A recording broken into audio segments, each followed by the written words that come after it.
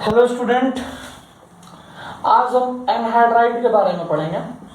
मैंने आपको बताया था आज हम एनहाइड्राइड और जो बच गया है एस्टर नाइट्राइल के बारे में पढ़ेंगे। देखो, एनहाइड्राइड के बारे में मैंने आपको लिखवाया था। एनहाइड्राइड ऐसा होता है, देखो C double bond O R, C double bond O, C double bond O R. ठीक है, एनहाइड्राइड क्या होता है ना कि दो एसिड है। एक्चुअली ये एसिड एनहाइड्राइड होता है। दो कार्बोक्सिलिक एसिड ले लो, जैसे देखो R C double bond O O H, एक और ले लो R C double bond O O H, और इसमें से वाटर निकाल दो, माइनस वाटर।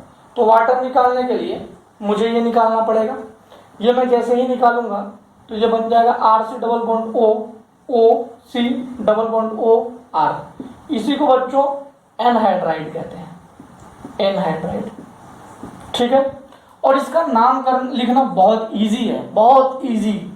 आप सब सोच नहीं पाओगे कितना इजी है। देखो होता क्या है बच्चों कि अच्छा मान लो कि एक एसिड है CH3 C double bond O OH, इसका नाम क्या लिखोगे?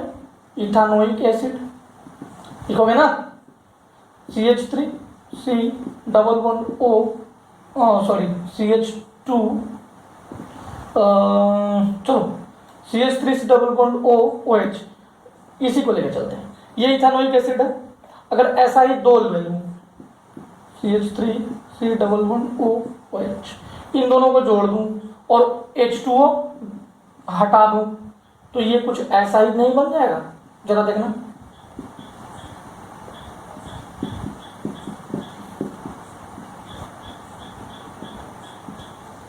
क्या ये ऐसा ही नहीं बन जाएगा? क्या ये और ये फॉर्मेट सेम नहीं है? देखो एनहाइड्राइड का मतलब होता है, इसका सफिक्स क्या होता है? अल्केनोइक, अल्केनोइक एनहाइड्राइड, एनहाइड्राइड। तो देखो बच्चों, अभी जो मैं आपको बता रहा हूं वो सिमेट्रिकल के लिए बता रहा हूं। ये सिमेट्रिकल है, सिमेट्रिकल। देखो ये सिमेट्रिकल है, इधर जैसा वैसा ही इधर। तो इसका नाम क्या लिखेंगे? इथानोइक एसिड था ना, तो चलो इधर भी इथानोइक है, इधर भी इथानोइक है। एसिड से आया है एसिड एनहाइड्राइड, तो देखो इथानोइक अल्केनोइक से इथानोइक, और एसिड की जगह पे एनहाइड्राइड लिख दो, एसिड की जगह पे एनहाइड्राइड लिख दो। नहीं आया, नहीं आया, नहीं आया, ये आप लिखिए, ये लिखिए, मैं मिटा के फिर से लिखता हूँ, क्वेश्चंस कुछ देता हूँ। लिख लिए? ओके, देखो मैंने जो तुम्हें बताया वो ये है। मैंने जो आपको बताया वो ये है। क्वेश्चन नंबर 2,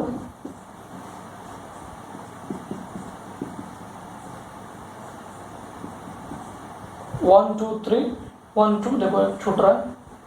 ये देखो अब ये एकदम सिमेट्रिकल है, इधर 1 2 3, इधर 1 2 1 2 3।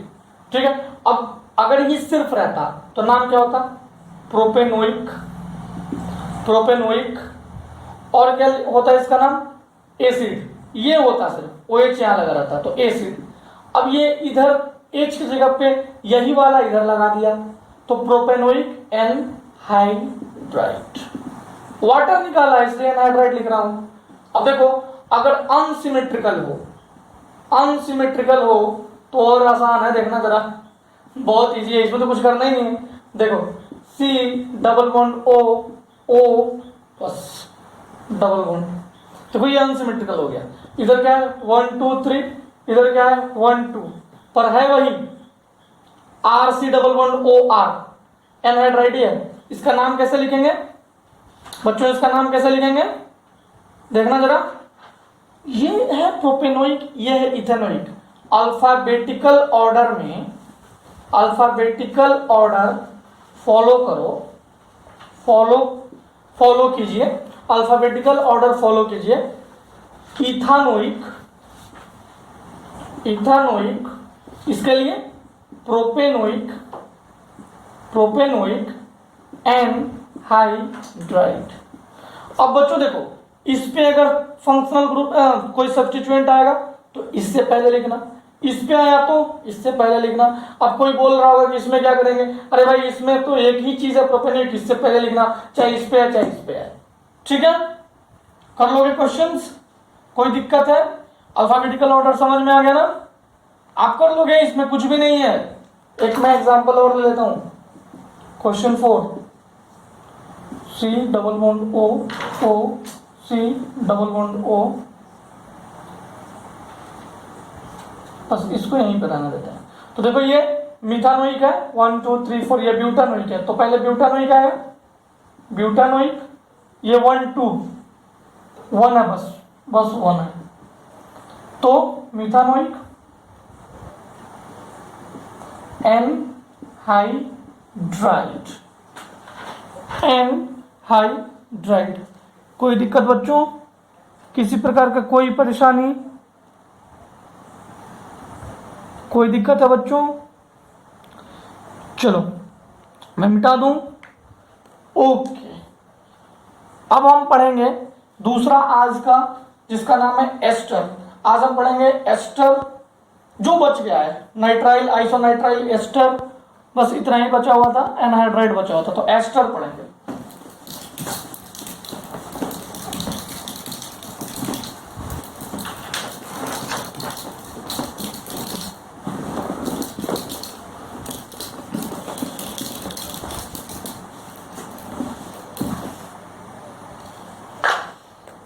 देखो बच्चों, एस्टर,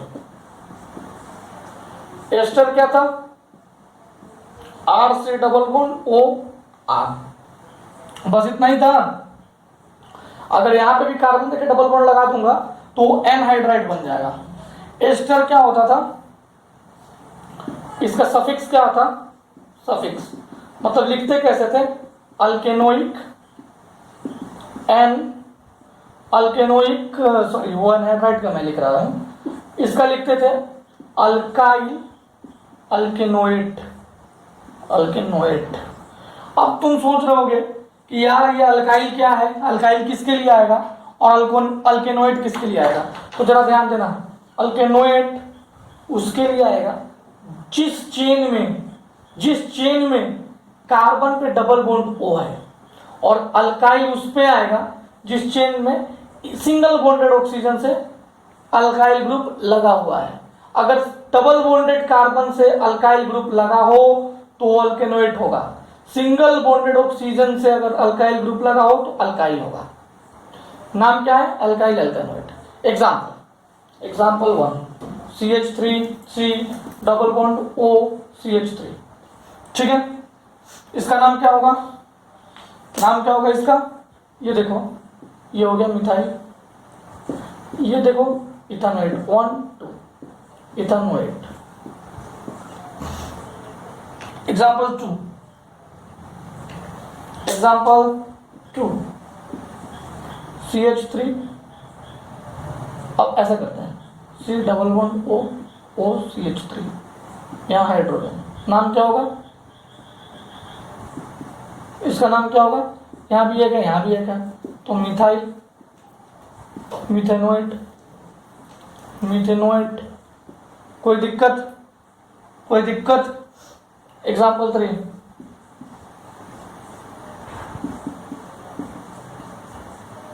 यहाँ Cl है, यहाँ Br है, लिख लोगे?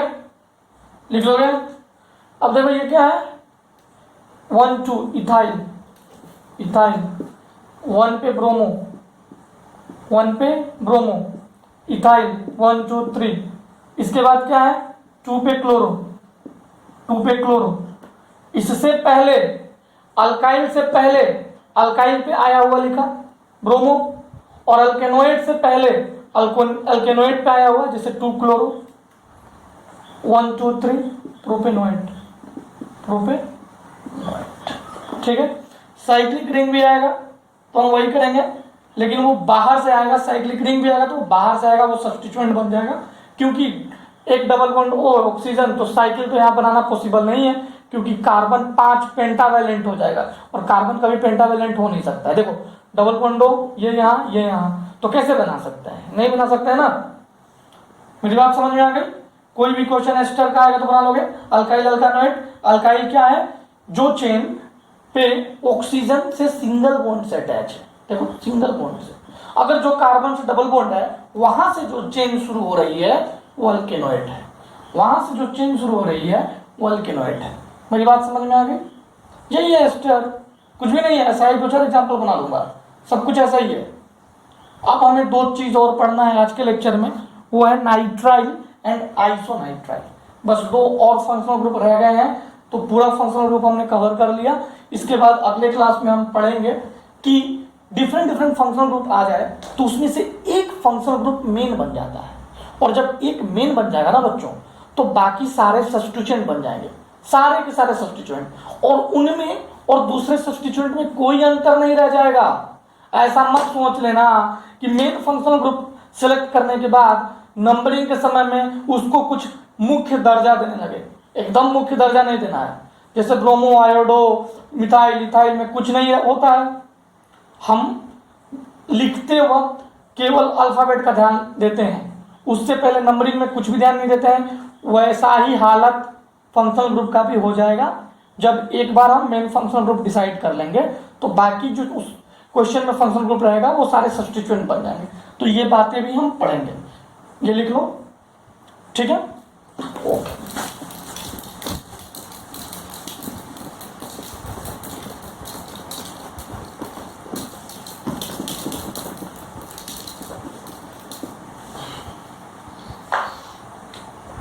अब बच्चों एस्टर, एस्टर तो हो गया ना, नाइट्राइल और आइसो नाइट्राइल, दो बातें हैं, एक तो नाइट्राइल और दूसरा आइसो नाइट्राइल। नाइट्राइल क्या है बच्चों, सी ट्रिपल बॉन्ड है। आइसो नाइट्राइल क्या है, N triple bond C plus यहाँ आर, यहाँ अल्काइल ग्रुप अगर कार्बन से अटैच है तो नाइट्राइल, अगर अल्काइल ग्रुप एन से अटैच है तो आइसोनाइट्राइल, ठीक है। इसका सफिक्स क्या होता है, नाइट्राइल ही होता है, और इसका आइसोनाइट्राइल ही होता है, नाइट्राइल ही होता है। अगर रिंग पे डायरेक्टली अटैच हो, क्योंकि देखो ये टर्मिनल फंक्शनल ग्रुप है, टर्मिनल, तो अगर रिंग पे डायरेक्टली अटैच है, directly attach,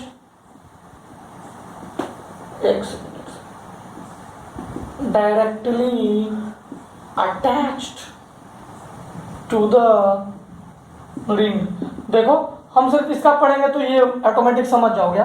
directly attach to the ring रहे तो क्या होगा बताओ, कार्बोनाइट्राइल, कार्बोनाइट्राइल, ठीक है। अब देखो एग्जांपल, जैसे देखो CH3 C ट्रिपल बॉन्ड, ठीक है, 1 2, यहाँ ब्रोमो 3। अब देखो ये रिंग है, इसके बाहर में C ट्रिपल बॉन्ड N है, 4 ये रिंग है, इसी पे C ट्रिपल बॉन्ड N है, नाम लिख लोगे ना, इसका क्या नाम है, 1 2 इथेन नाइट्राइल। देखना जरा, ये ई अब नहीं हटेगा, क्योंकि ये ई तभी हटता था जब ई के बाद वोवेल और वाई या डब्ल्यू आए, अब नहीं हटेगा। अब देखो 1 2 3 4, देखो इसका नाम क्या है, 2 ब्रोमो, 2 ब्रोमो, आगे तुम बताओगे मुझे, ब्यूट ब्यूटेन, कोई डबल बॉन्ड नहीं है ना, ब्यूटेन नाइट्राइल, नाइट्राइल। इसका नाम क्या है, देखो ये बाहर है तो 1 2, यही मेन रिंग हो जाएगा, ये सब्स्टिट्यूएंट हो जाएगा। नाम क्या लिखेंगे इसका, साइक्लो ब्यूटाइल इथेन नाइट्राइल, ठीक है। अब ये देखो क्या है, ये डायरेक्टली अटैच है रिंग पे, तो ये है क्या, साइक्लो ब्यूटेन, ब्यूटेन, और कार्बो, देखो यहाँ पे कार्बो, इसको मैं दोबारा लिखता हूं, टेंशन मत लो, क्वेश्चन नंबर 4 को मैं दोबारा लिखता हूं, ये आप नोट डाउन कर लो नोट डाउन, कोई दिक्कत कोई दिक्कत नहीं।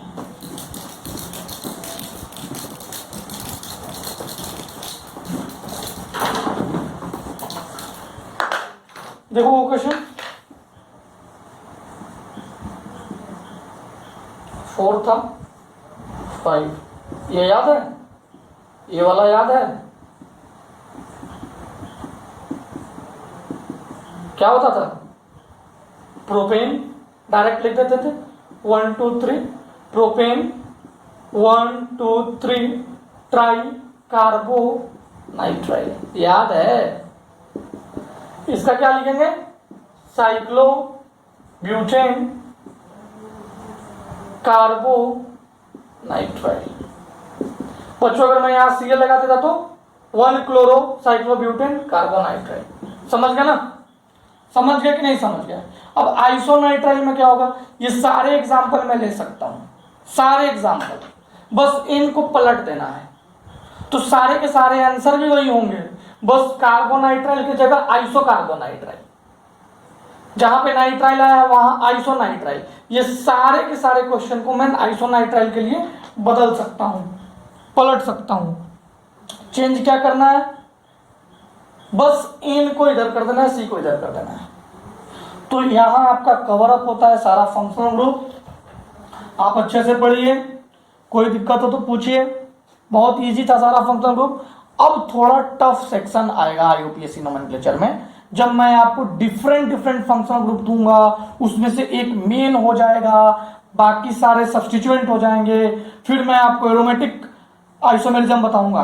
कहने का मतलब है कि जैसे एरोमेटिक कंपाउंड्स जैसे कि बेंजीन वगैरह का, बेंजीन का जो डेरिवेटिव्स हैं उनका आइसोमेरिज्म बताऊंगा, साइक्लो आएगा, बाईसाइक्लो आएगा, तो थोड़ा प्रॉब्लम आएगी। यहां तक आपको कोई दिक्कत नहीं है प्यारे बच्चों, नहीं है ना? ओके, आज हम यही करते हैं, कल हम अगले सेशन में बाकी नेक्स्ट डिस्कशन करेंगे। ओके बच्चों।